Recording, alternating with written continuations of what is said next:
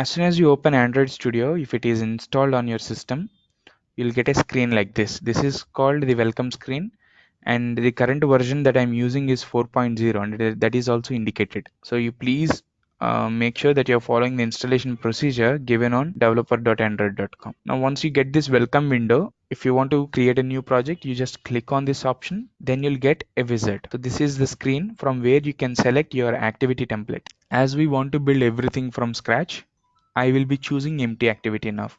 So after choosing empty activity, your next button will be highlighted. Click on next, and that would take you to your project configuration page. See, I have named my application as Hello World. Okay. So if I just mouse over the name, I'm getting a suggestion. The name that will be shown in the Android launcher for this application is this. So the way you write it is the way that it gets displayed on the launcher. So your application will be given this name. Now you may wonder, most of the time when we create projects, we don't give spaces. But yes, you can give a space. You can use spaces in the application name. I'm giving H and W as caps because that way they look good. So the next comes is your package name. Your package name must be unique across the Google Play Store, because if your package name is not unique, then your app will not be hosted by Google Play Store. So how do we make your package name unique? How do you know that your package name is unique? How do you know that nobody else is using your package name? Simply make sure that you're giving the domain address of your website, and then it should be followed by your application name. If you follow this format, most of the time your package name will 90% be unique on Google Play Store. So then you can choose the save location. All the in the documents and inside Android 1537. So I'll choose this folder, and after that I will give Hello World as the folder name for my application. So I will be having Hello World folder inside Android 1537 folder. So because Android 1537 is the repository that I'm getting from GitHub.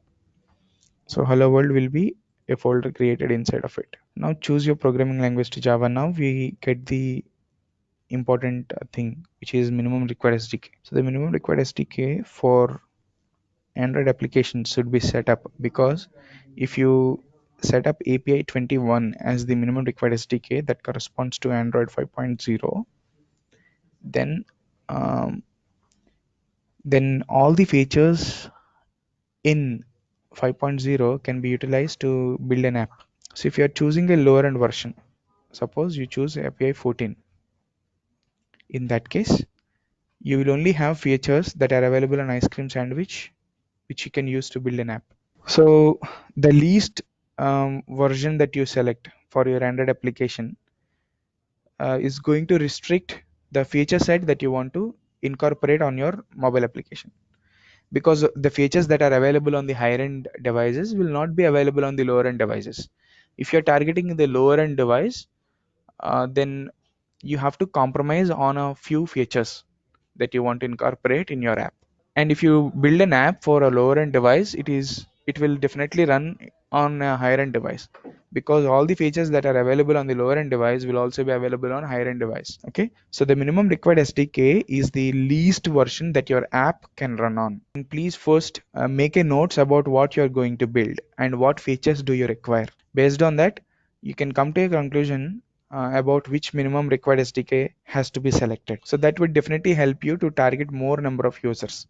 If you keep your device version to low, then you'll be targeting more number of devices. If I set my minimum required SDK to API 14, which corresponds to Ice Cream Sandwich, then my app can run on all the devices that are active on Google Play Store. But if I choose the most recent version, suppose say Android 29, which is for Android 10, see, my app will only be run on approximately 8.2% of devices that are active on Google Play Store. Actually, it's not good, because if you're targeting the most higher end version of the most higher end version, then the user base for your app will be very little. But you will have access to most of the features, the recent features that are available on Android, if you choose a higher end version. So everything has pros and cons. What to choose is based on the requirements of your application. So hello world, for most of the applications that I'm going to build, I will choose API 21 because it is most comfortable. And if I choose API 21, I will be able to run this application on 94.1% of the devices that are active on Google Play Store. Click finish to create the project.